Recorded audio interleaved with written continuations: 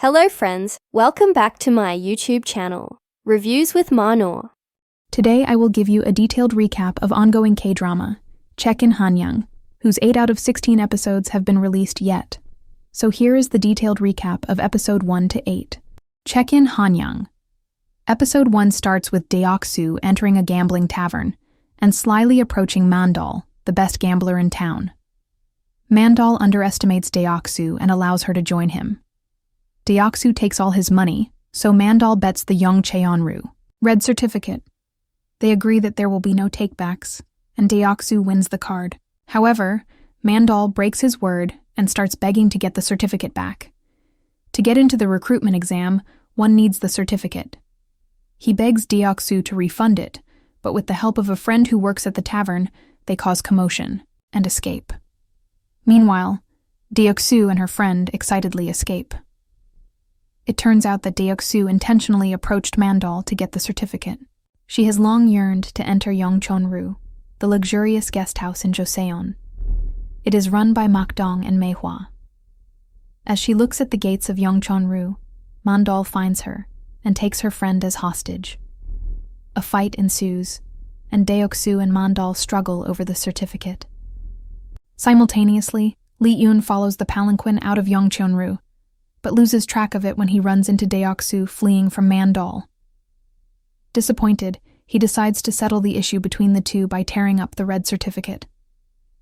This pisses Deok-soo off, and she vows to make him pay someday. Prince Lee-eun returns to the palace and walks in on the king receiving gold from Makdong. The king is a puppet put on the throne by the rich families in Joseon. He is trying to free himself from that chokehold, but men like Makdong make it hard. Makdong offends the king when he brings this up. He offers the king more gold as a sign of repentance. Lee-eun interrupts their conversation and asks to learn business management at Yongcheonru. Makdong agrees, but clarifies that Lee-eun will have to learn from the bottom. He was hoping the prince and the king would disagree with his terms, but Lee-eun says it is no problem. On the other hand, the king asks to think about it. He later tells Lee-eun that there is a shadow ledger in Yongcheonru. If Lee-eun finds it, he can save the throne. The king shows the prince a drawing of the only brass key that can open the safe where the ledger is stored. In another twist, we learn that Deok-soo has one of the keys. 12 years ago, her family was killed and attacked. Her dad managed to get her to safety before he died and gave her the key for safekeeping. He also made her live as a boy to survive and hide her real identity. Among the people who attacked her family is Maehwa. This is probably why Deok-soo wants to go to Yongcheonru, even against her dad's wishes. The following morning, Deok-soo helps the street stall vendor who has been helping her all her life. The woman runs a small restaurant in town. She grows, concerned when she discovers that the search for Hong Ja-on has resumed. Meanwhile, Deok-soo drops by the market to buy a few things and forge the red certificate. Later, she says goodbye to the lady who has been helping her and prepares her things to leave soon. In Yongcheonru, Makdong asks Maehwa not to worry about Lee-eun. He is sure they will never find the key to the safe. At the palace, Lee-eun worries about his cousin, the crown prince, who has been ill since childhood. He recalls his promise to his uncle, the former king, that he would always protect the crown prince. Yongcheonru. Deok-soo uses the snacks to bribe her way in. After securing her spot, Saseon asks them to change into their uniforms. Lee-eun sees the brass key tied around Deok-soo's chest and tries to get a better look. A fight ensues as Jeonhwa steps in to help Deok-soo. Another trainee, Soo-ra, also intervenes.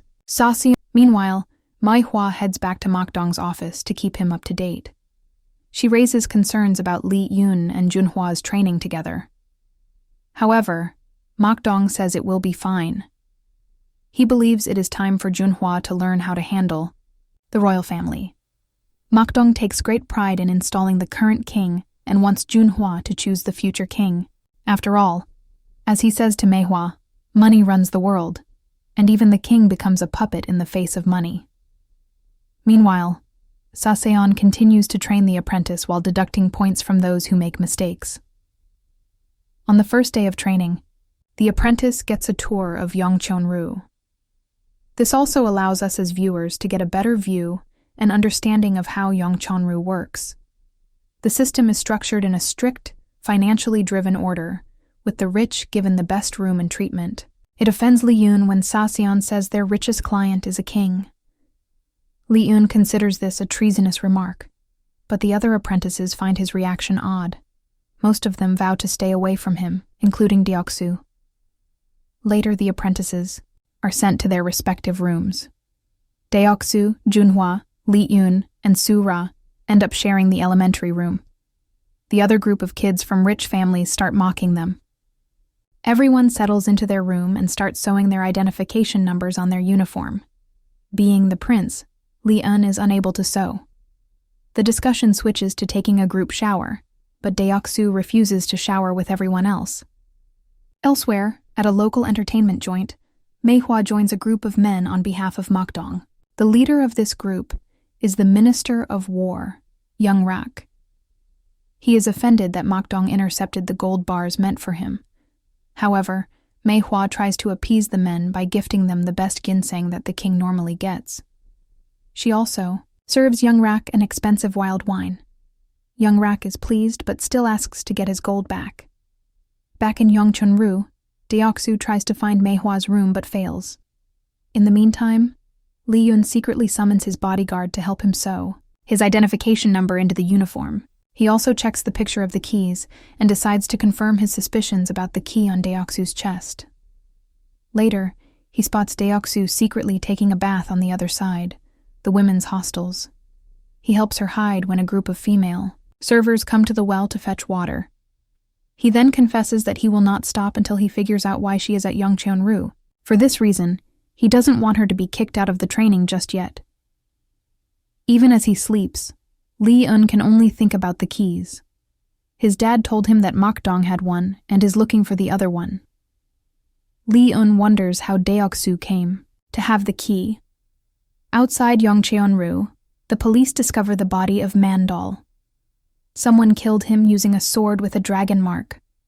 His mom begs the local prosecutor to find out who stole the red certificate that Mandal had.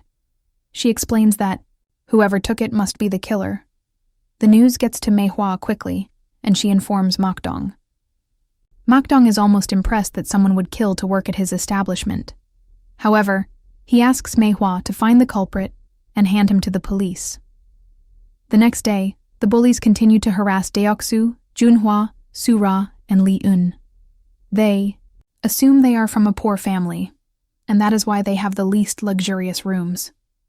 On the second day, the apprentices are introduced to the 3 department heads. Yoo Soo-in is in charge of hospitality and excitedly informs Seung Ryang about Junhwa. Seung Ryang is in charge of security, and we have the genius Suk-soo in charge of food. At the palace, Young Rak visits his daughter, who is married to the king. She has a son, and Young Rak plans to make him the next crown prince and ultimately the king. He clarifies he won't be calm until his dreams for their family are fulfilled. He is under the impression that Lee Yoon left the palace to undertake a healing break. As the day drags on, one of the bullies, Ma Young-ho, continues to get under Deok-soo and the other's skin. They agree to settle their issues by playing a game. The losers leave the training program. They decide to play dice, and Deok-soo teaches the others a few tricks before the game starts. The other department heads who are there to take her in. Deok-soo's secret is out, and they all know she forged the red certificate. The episode ends with a flashback of the good days when Deok-soo's dad was alive and enjoyed playing mind games with her. It turns out that Mei-hwa was close to the family and even taught Deok-soo how to play dice and beat her dad in one game. Caught making a rowdy mess, Yoon-ho speaks up to take responsibility for suggesting the bet, while the rest of our quartet also own up to their fair share in the matter. In the end, it's Deok-soo who manages to persuade Lady Seol, justifying why it was a fair deal and kneeling to ask for leniency. Afterwards, Soo-ra thanks the squad for standing up for him. Aw. Lady Seol doesn't let on why she isn't confronting Deok-soo about the forgery just yet, but she does implement a new rule. Each room's penalty points will now be cumulative, in order to foster teamwork. They'll survive together, or be expelled together. The very first evaluation day proves arduous. The strict teacher bang fails everyone for the slightest mistake in the welcome greeting, including Myung-ho's group. That is, until Yoon-ho passes with flying colors, making everyone's jaws drop, and earning their squad 10 merit points. Subsequently, a long and tearful day of peeling onions earns them another 3 points. By now, Junhwa has caught on to Eunho's fixation on stripping Deok-soo, naturally jumping to the wrong conclusion. Then he advises Yoon-ho to keep it discreet, since the world isn't as open-minded as he is. LOL, Junhwa is too cute. While our quartet rides on the wind of success, though, their rival Myung-ho is plotting their downfall by buttering up his future colleagues and current Yongcheon-ru officials of the Weiju Guild. Not only does Myung-ho cheat on the laundry examination with stain-removing ingredients, but his corrupt official also sabotages our quartet by redirecting them to a separate drying line that snaps in no time. With their towels dirtied all over again, Deok-soo resorts to a nifty trick she learnt from her mother, washing the laundry in a rushing stream. It speeds up the process considerably, but the dangerously swift currents soon sweep Deok-soo off her feet. Tangled under a towel, Deok-soo can't surface until Yoon-ho dives in to rescue her, leading to an underwater kiss. I'm pretty sure CPR is more effective on land, but whatever floats your princely boat. While Yoon-ho remains to gather the laundry, the task of changing an unconscious Deok-soo out of her soaked clothes falls upon Junhwa, leading to a shell-shocked revelation when he catches a glimpse of her bound chest. He's so flustered, LOL. Then Deok-soo comes to, realizes her key is gone, and leaves a confused Junhwa behind as she rushes back to the stream. When she gets there, Yoon-ho has found her missing key. He asks why it's so important to her, pressing her for an answer until she finally admits that it's the last thing she has of her late father. It gives Yoon-ho pause, and Deok-soo snatches her key back. Believing they're too short on time, Junhwa strikes a deal with Lady Seol, requesting 20 towels, only for the other 3 to bring back those they washed in the stream all night. Lol, Junhwa's bewilderment. Our quartet's towels are still slightly damp, but to everyone's surprise, Teacher Bang passes them anyway. Having heard that someone asked for 20 new towels last night, he commends our quartet for their integrity and diligence. I love this moment of character growth for Junhwa, because he's clearly used to riding on the coattails of his family name, though thankfully, not to the same obnoxious extent as Myung-ho. Having gotten used to taking the easy way out just because he can, Junhwa can't help but wonder why Deok-soo values the Yongcheon-ru opportunity enough to risk her life. It's Sura who gives him a new perspective. Her family must depend on her, just like Sura's, as well as a question to ponder over. Don't you have any goals in life? Myung-ho's group passes, but our quartet is the only one to earn praise from the head steward, J.I. Yeon-hee. Deok-soo thoughtfully heated the soup before serving it. Meanwhile, Lady Seol visits the old Hong estate, reminiscing about her happy memories. All this while she's kept a servant there to tidy the grounds, waiting on the off-chance Deok-soo returns. But it has been years with no news at all, and she finally releases the servant from his post. Afterwards, Lady Seol gives Lord Cheon the deed to the Hong estate, though he wonders why she's suddenly relinquishing it now after the lengths she went to in obtaining it. It seems like Lady Seol is playing the long con with the Minister of War Oyungrak, who's also angling for leverage with the king. The sword used to kill the gambler has a dragon engraved upon it, the symbol of the royal family, suggesting someone is out to frame them and sow discord. Minister O informs the king as much, insinuating that he wants his young grandson Prince Seonyang to become the crown prince rather than Muyong, aka Yoon-ho. Back at Yongcheon-ru, it's a rare day off for our apprentices. Yoon-ho and Junhwa run into each other at a taffy store, where they get their fortunes read, surprisingly accurately, by the jovial merchant. As for Deok-soo and Sura, they whined, up left behind with no one to visit and no money to spend. Teacher Bang gives them chores for extra points, but Myung-ho sneakily tricks Deok-soo into entering the guest wing, where a particularly lecherous VIP is checking in, which means men are absolutely forbidden to enter, or it's off with their heads. Luckily, it's Steward Ji who discovers Deok-soo first, after a close call with the VIP's right-hand woman. Thinking quickly, Steward Ji sends Deok-soo out in disguise, dressed in a beautiful pastel hanbok, her face daubed with makeup. That's exactly when Lady Seal and Lord Cheon walk into the guest wing, at the very moment our worried trio peek over the wall. Check In Hanyang is definitely a light and trope-filled watch, unfolding in a manner that's as nostalgically familiar as it is predictable, but I can't find myself complaining all that much when our central characters are so endearing. Admittedly, I'm not too invested in the whole brass key plot because 1, the main pair involved are fumbling more than they're thinking, and 2, Deok-soo doesn't seem to have a solid plan in place. But give me more Yongcheon-ru antics, and I'll be a happy camper. Oh, and have I mentioned that I love Junhwa? With a hanbok-clad Deok-soo caught out in the open, and witnessed by a peeping Myung-ho at that, Steward Ji hastily bluffs that Deok-soo is a gift for the lecherous VIP, ushering her away from scrutiny. Resolving to rescue their buddy, the rest of our squad stage an intervention, culminating in Yoon-ho smashing through the doors right as Deok-soo is ordered to disrobe. Except it all turns out to be a huge misunderstanding. The VIP guest isn't an old geezer, but the young lady Do-kyung Kwon Eun-bin, whose controlling uncle has forbidden her to cross paths with any men before marriage. She's still a piece of work, though, since she slaps Deok-soo in a huff for ruining her garments. Interestingly, Lady Seal speaks up to protect Deok-soo, intimidating Do-kyung's attendant into letting the matter go. After the trespassing trio receive a stern lecture from Lady Seal, our resident Tsundere Yoon-ho gets an ice pack for Deok-soo's smarting cheek.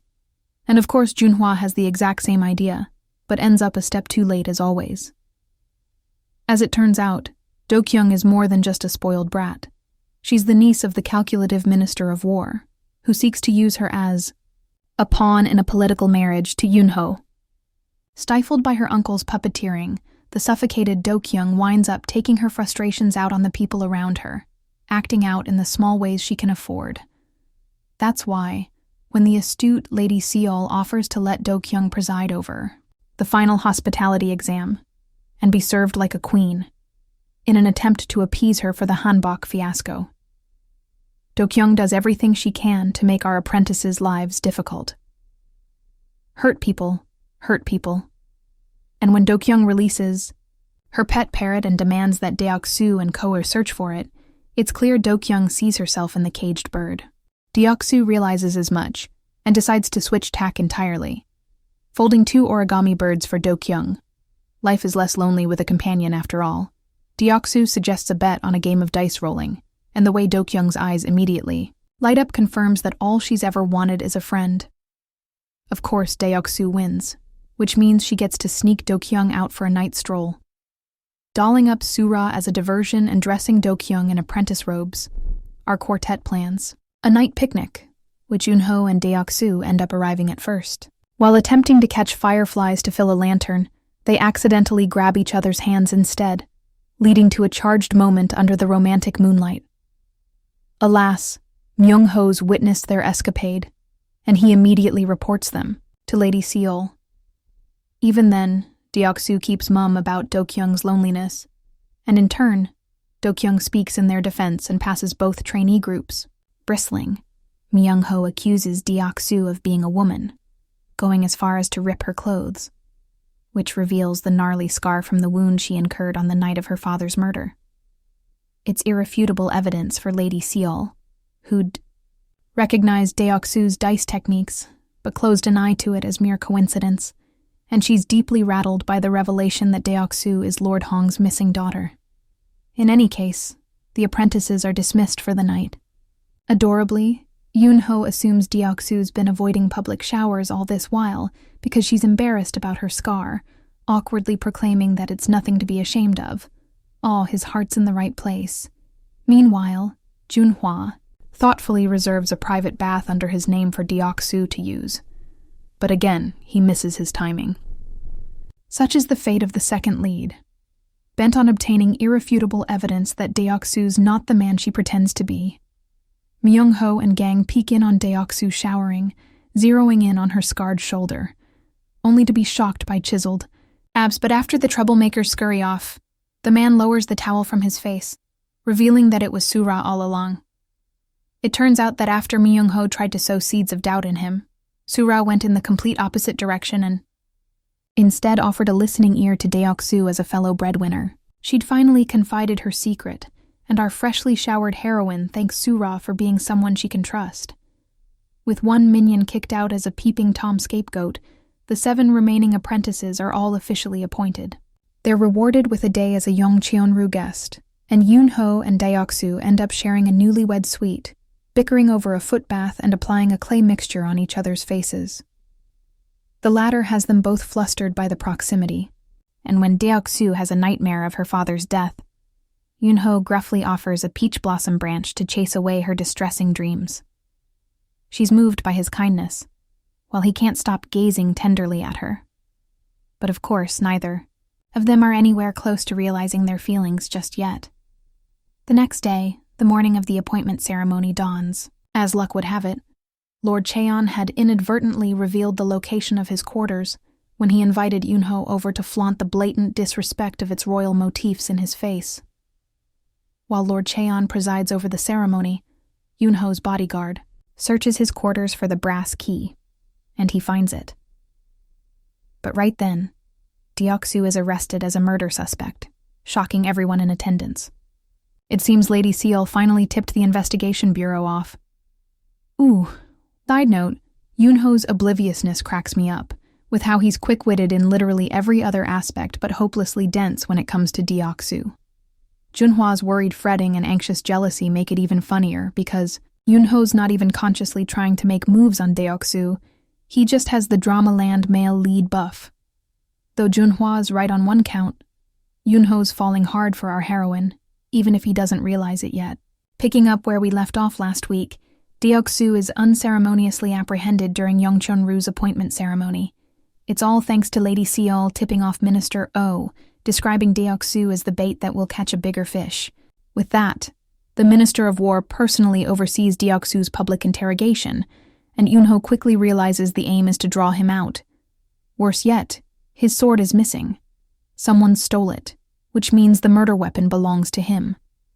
It's a series of setbacks for our hero, because the brass key his bodyguard found turns out to be a decoy that lacks any engravings. Lord Cheon hid his actual key elsewhere, and the king is suspiciously tight-lipped about the key's origin story. Worried for their dear friend, our remaining trio set out to help Deok-soo in their own ways.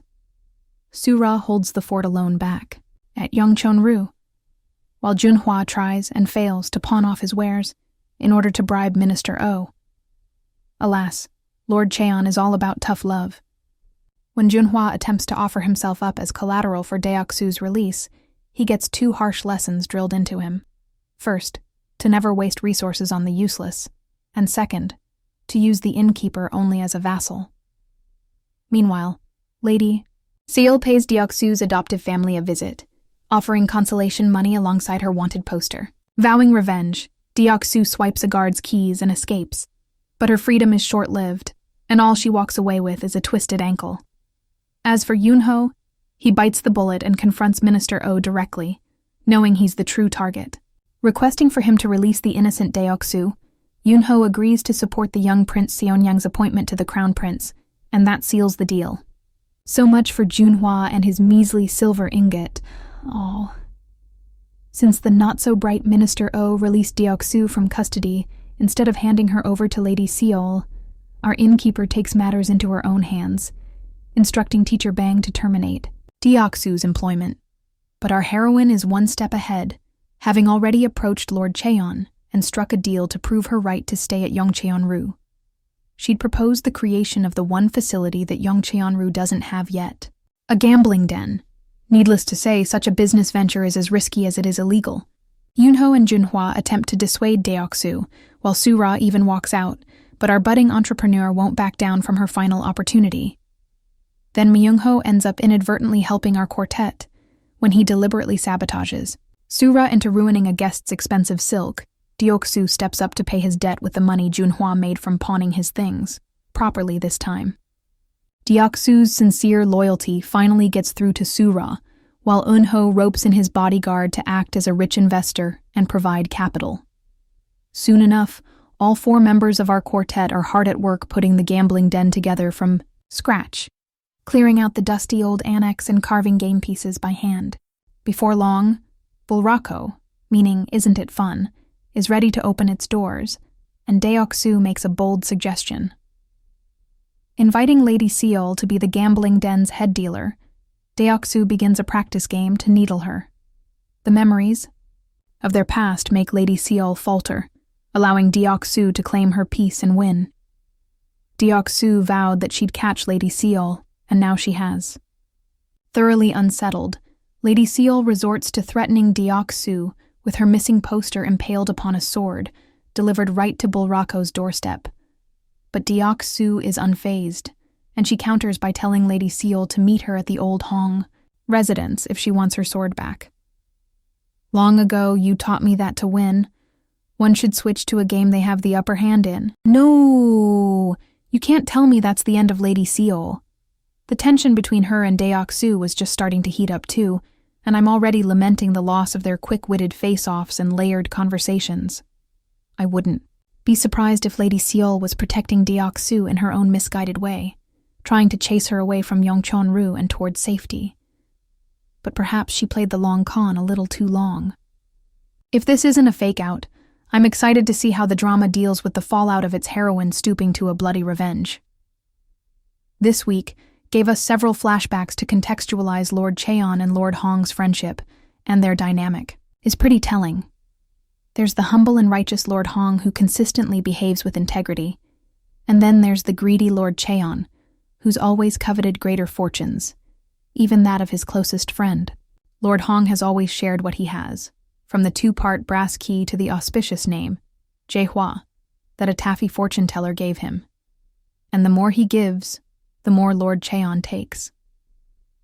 It's no wonder, then, that Lord Cheon is bent on raising his son into a selfishly ambitious manipulator. He's even sowing the seeds of discord and distrust by revealing to Junhwa that Yunho is the Prince Muyong and that he'd been the one who got Deok-soo released. To Junhwa's credit, he still gives Yunho the benefit of the doubt, but it's clear that doubt has already taken root within him. Junhwa is under so much pressure from Daddy Dearest, and I just hope he doesn't allow himself to be led astray. On a different note, it's so sweet how Junhwa and Sura bonded in solidarity over knowing Deok-soo's gender and wanting to protect her secret. There's no fanfare or fuss about it, just the matter-of-fact agreement that they care. Meanwhile, our hero is starting to care way more than he ever expected to, and he can no longer hide his concern for Deok-soo. Not only did Yunho procure high-quality ointment for her sprained ankle, but he also sat by her cell the whole night when she whimpered in her sleep to not be left alone. He's clearly caught feelings, and then some, no matter how many protests, he sputters to his indignantly sulky bodyguard. Will Yunho act on his feelings first? Or will he discover Deok-soo's secret before that? After watching this historical drama, which I really love it, I will give this drama a solid 9 out of 10 rating. Hopefully this drama will end at the good note, and Deok-soo will finally get the justice and freedom she deserves. Stay tuned for more videos. Don't forget to like, share, and subscribe. Bye!